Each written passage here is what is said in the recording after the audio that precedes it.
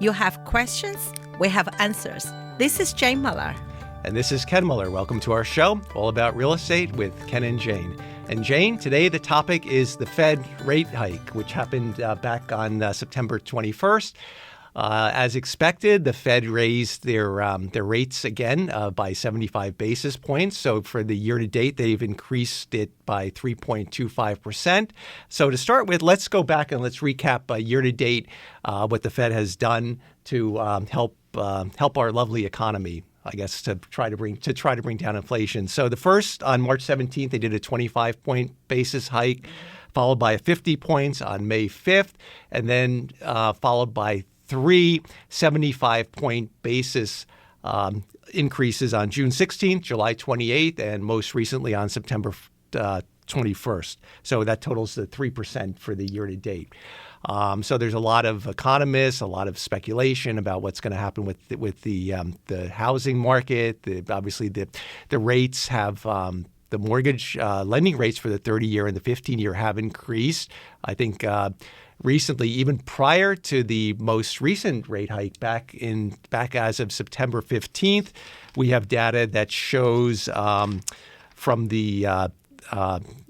Freddie Mac released the results of the primary mortgage market survey showing that the 30-year fixed rate averaged, again, this was from September 15th, averaged 6.02%. That was before that's, I guess, the national data. So obviously, it's going to have implications on the lenders, but you know what? We're talking in the sixes now. At the end of the day, if we look at a 50-year history, 6% really ain't that bad. Once again, I still remember my first house was 13%. And at that time, I did not know how bad. I just really had a need for it, and the price was good. So I bought it. And looking back, I thought, oh, my God, where my mind was, I bought a house at 13%. But to be honest with you, Ken, I never regret a bit because once I bought a house, at the end, the market went up. I was able to sell, made a profit on the home. Most important, like what our show always says, the home is a home. It is not investment property. It's where you live, your family, you spend your time. That's like a safe harbor, especially in today's unease, the environment. There's a lot of unknown. There's a lot of anxiety. There's a lot of hope, and there's a lot of worry as well. So, I think home is the place you can relax and be yourself. So, at the end of the day, if you need a home at this particular time, the buyer's still going to buy it, regardless. Right, and we're going to talk about that in the latter part of the show. But let's go over the data and the number crunching and talk about the projections for existing home sales, new construction home sales. So, there's the speculation when the Fed meets, I think, two more times this year, that Powell had made it clear in his Chairman Powell had made it clear in his speech on September 21st that he basically the Fed's going to do what they got to do to stabilize the economy, to stabilize the supply and demand, and also their goal is to get the inflation down to 2%, which they feel is a healthy rate. So they're going to do so. So I think it's already an accepted that the Fed will likely have two additional rate hikes based on the inflation data to get to their goal. Absolutely. I think that's although it's really painful for real estate, right, for all of us, the seller, buyer, and the real estate professionals, but this is necessary to keep our country safe, to keep the economy in check. So absolutely, yes. Mm-hmm. Right. So it's interesting. I have data on the existing. You're a data guy. Yeah, exactly. Well, hey, you got to start with the data. That's the fun part, and then do the number crunching. Then you can do the projections, and you can do the emotional aspect. But at the end of the day, we're just sharing. We're sharing with the listeners this data. But the latter part of the show, we're going to summarize what it means to the seller and what it means to the buyer. But here's what the projections are. Existing home sales. This is nationwide data. Showed in 2020 they were about 5.6 million. They went up to 6.12 million for 2021. The projections are that for 2022, when all is said and done, that the existing home sales are going to decrease by about 17%. They're going to end up about 5.1 million, which is 17% down from what the existing home sales were in 2021. And furthermore, in next year, 2023, they're projected to fall an additional 14% to about 4.42 million. For new construction, it's also showing decreases. 2021, it was about 771,000. For 2022, it's going to go down to about 599,000, which is about a 23% drop. And then for 2023, it's going to go down another 8% to about 552,000. So the trend for both existing and new construction is downward, which is kind of expected because the rates are higher. So the buyer pool, as we've covered, is going to tighten. You're going to have less qualified buyers, people that are going to choose either not to buy, or their buying power, the bracket for buying a home is going to go shift from by 100,000 or more from a more expensive home to a less expensive home. And also, furthermore, can touch on what you just mentioned, right?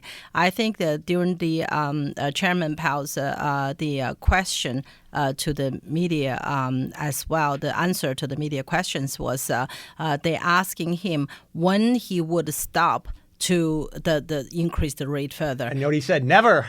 No, he didn't. No, he didn't say that. Never. He said he really depends on the data, which is what you like the most. And I think he mentioned something interesting. He said he would like to see the employment.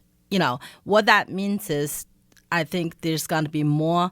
Unfortunately, there'll be more people going to lose their job. So, I mean, that's further reduce the buyer pool. Also, it's just like maybe the uncertainty from the buyer's pool. If you have a job today, if you're worried, maybe in the near future there's a lot of change at work, they may decide not put the buy on the hold, just rent for the time being. So that's what further reduce, in additional to the rate hike, and they may put a hold on the search too. But one thing though, Jane, with the rentals, they're at an all-time high now. So if you're a landlord and you have availability, the pricing for the rentals has gone up dramatically in the last 6 months. It started last year, but now this year even it continued. The rental market, went up percentage-wise 25 to 30% at least for what we see in Central Jersey. Yes. Townhomes that were renting like $2,100, or the landlords were asking $2,400, $2,450. Yeah. So it's it's unbelievable for no other. I think that's really part of the inflation number. There's a housing, right? If you dig down, you love the data, you dig down the report, how they derive the number. It's like they ask a landlord or current homeowner how much you think if you rent out your house today, the market, the rental would be per month. That's a big chunk of the source of the data to produce the inflation rate. So having said that, right, you love data so much, Ken. Why don't you share about from the data from MLS? Okay, so we have another source. Now we covered the national data and the projections from based on 2022, 2023. So obviously, if the existing home and new construction sales are going to go down, then you would think that the number of listings would naturally go down. So we have the data. This is from, again, Central Jersey MLS. It's from Matrix, which is so we're relying on their data. But what we did compare the years 2020, 2021, and 2022 from January through August to see the number of active listings. So what we're finding is for the period those 8-month period for 2020, there were about 37,000 listings. 2021, it went down to 31,000. And for this year, 2022, we're at 23,000. Mm-hmm. So percentage-wise, the number of active listings, homes on the market, listed for sale from January to August went down 17% from 2020 to 2021, and it went down another 38% from 2021 to 2022.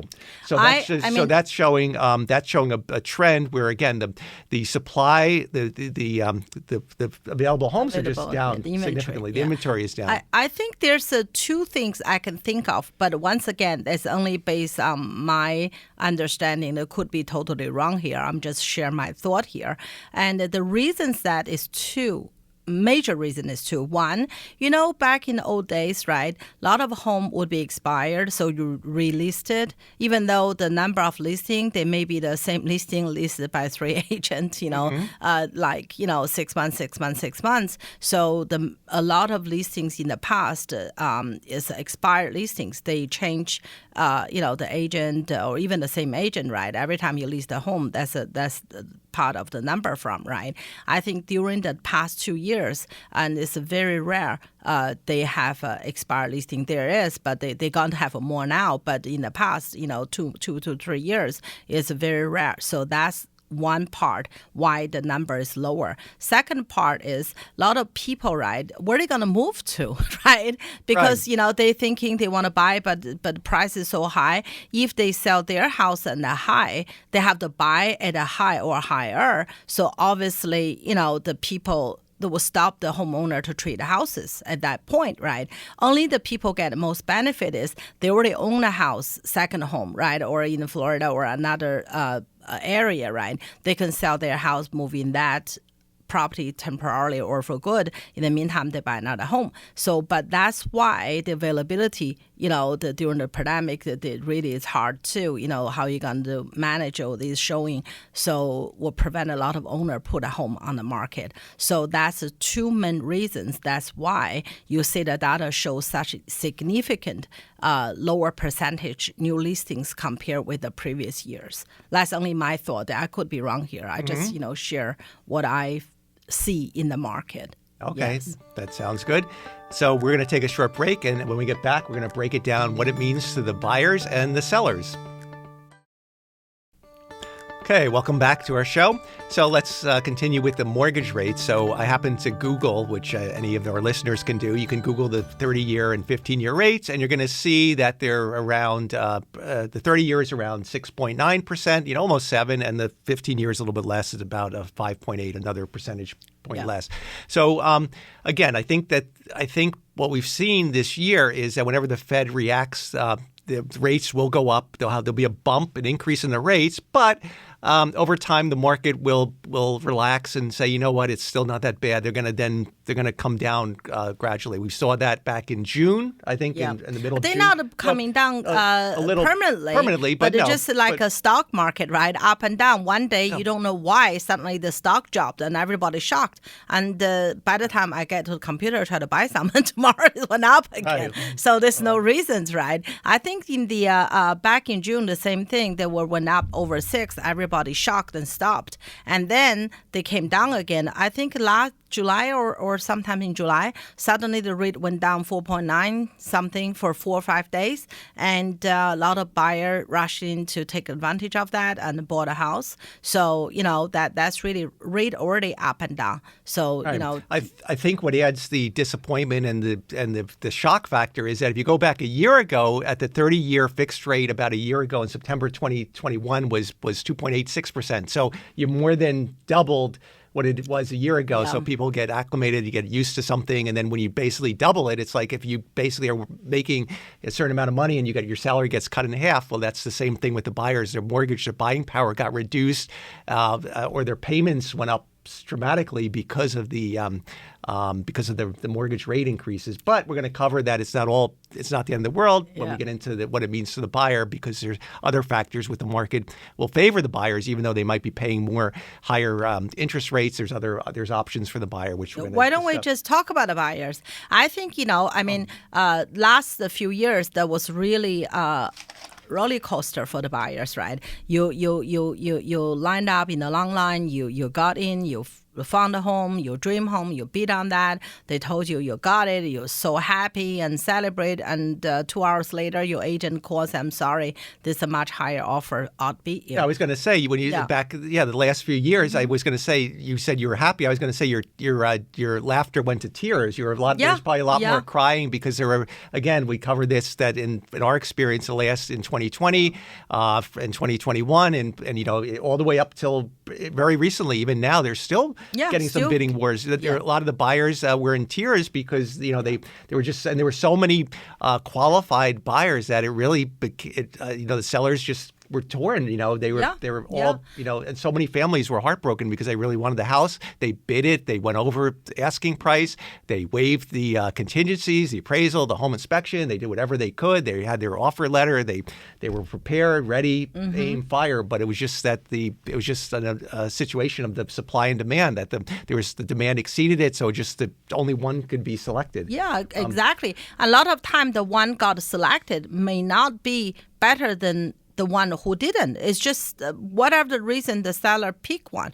because they all outstanding offers. So at that point, the seller picked one, and it may not be they are better than you. So I often had an agent or buyer call me directly and say, I lost the house. Tell me why. It's really there's no good explanation. I always say to them, when you apply college, you apply your dream school, you didn't get it. They don't really have a reason. They just say, we have a lot of application to consider. Yeah, and basically they give you the standard line. Yeah. Basically, they have a lot of applications. We're not to say that you're not talented, you're not great, you're not yeah, this, yada yada. But you just unfortunately we have limited number. Exactly. So it's the same thing. That's truly, but from buyer perspective, it's heartbroken, as you said, right?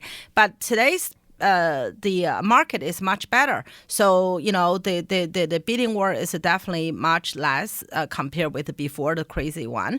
So the home price, as data shows, based on our experience, is really lower than before. So as a buyer, the price is better, even though the rates are up, right? I think there's two things you may consider to do. One, you may able to talk to your lender to see what are the options you have, because most lender may offer you can buy down the rate, right? A little bit buy down the rate because you don't have to go above and beyond asking and fight. So whatever you paid less in the purchase price, maybe you can do that.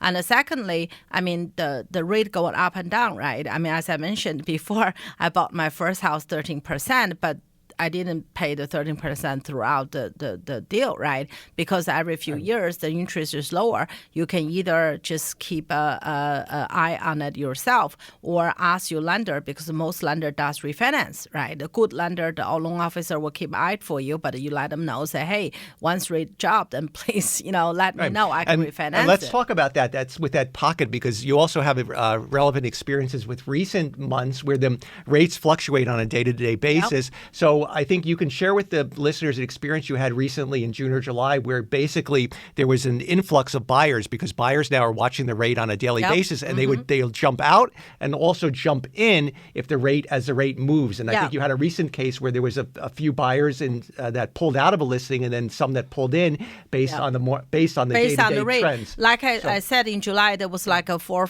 or 5 days, the rate suddenly dropped to 4.99. To be honest, I knew that later because I said, suddenly, there's so many showings. Suddenly, I had 5 offers in one house. I said, oh my God, in one day. It's amazing how the market reacts. And then, when I look at the situation, I called our lender, and then I realized the rate was low. And then a week later, it's like a little slower. So I called the lender, and they said, oh, rate went back up. So even though in the high, just like I said earlier, in like a stock market, they still have a sweet point.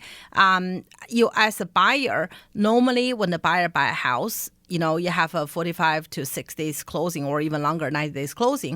A lot of buyers jump in to lock in the rate.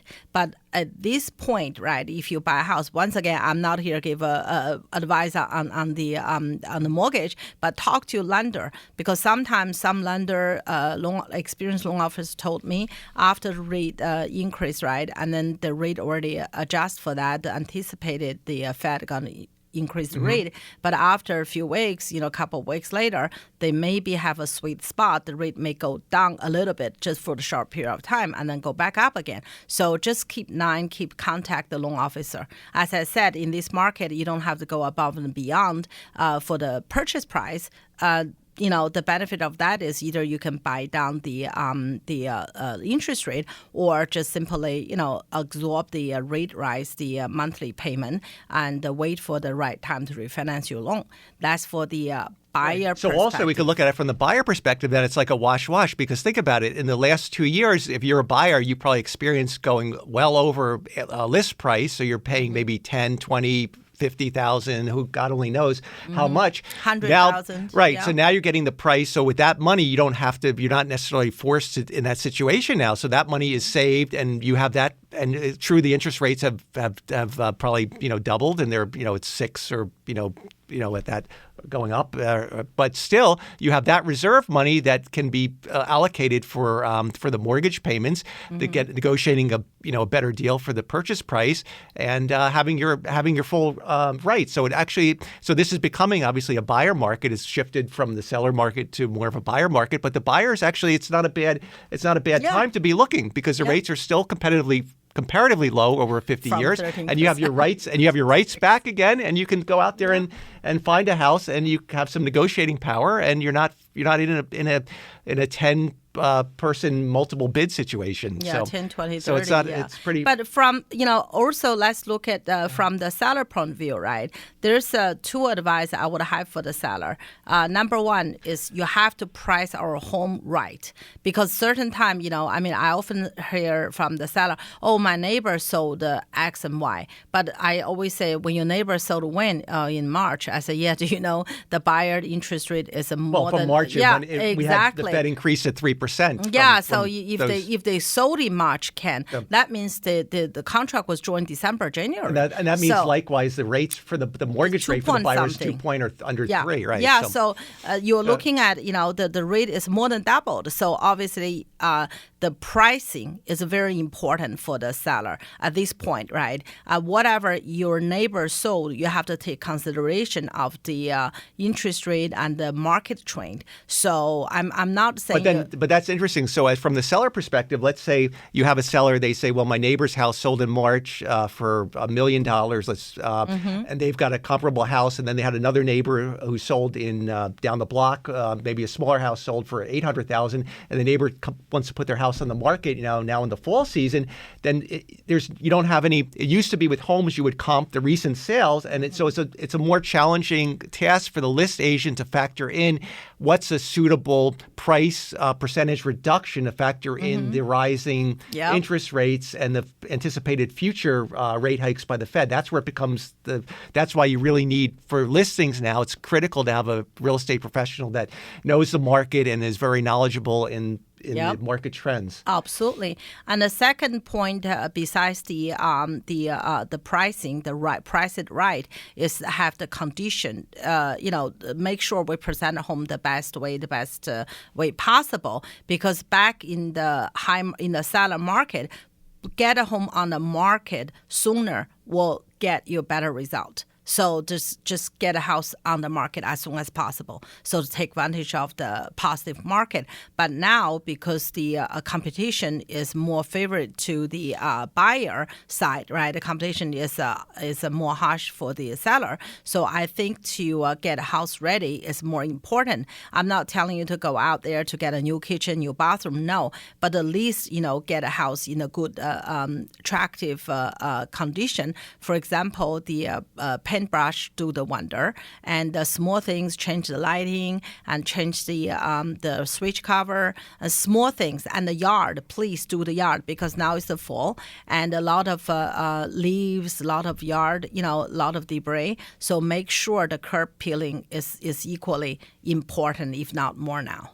Clean the gutters, leaders. Clean the as we're in the fall season now, leaves are going to fall, and if you not clear the gutter, there's two things. One, the perception is reality, and the buyer may think you didn't take care of your home, the maintenance. And secondly, definitely if the gutter block is going to create a problem with the basement, the water infiltration, and then the inspection will be issued too. So you're absolutely right. Another important point is declutter, right? Less is better, and if you can put it in the garage or somewhere out of the way. Yeah, if you don't need them, just get rid of them, because at the end of the day, when you move, it's going to be a lot of more things. Take the 1 year rule. If you haven't used it in a year, then get rid of it. That's right. Or donate it. That's more appropriate, right? You have a time to donate, do a lot of things, but if you sold your home and then you only had that very short period of time, that's going to be harder. Yes, absolutely. All right. Good stuff. All right. We're out of time for today. I hope everyone has a great rest of the weekend, and we'll see you next week. Thank you.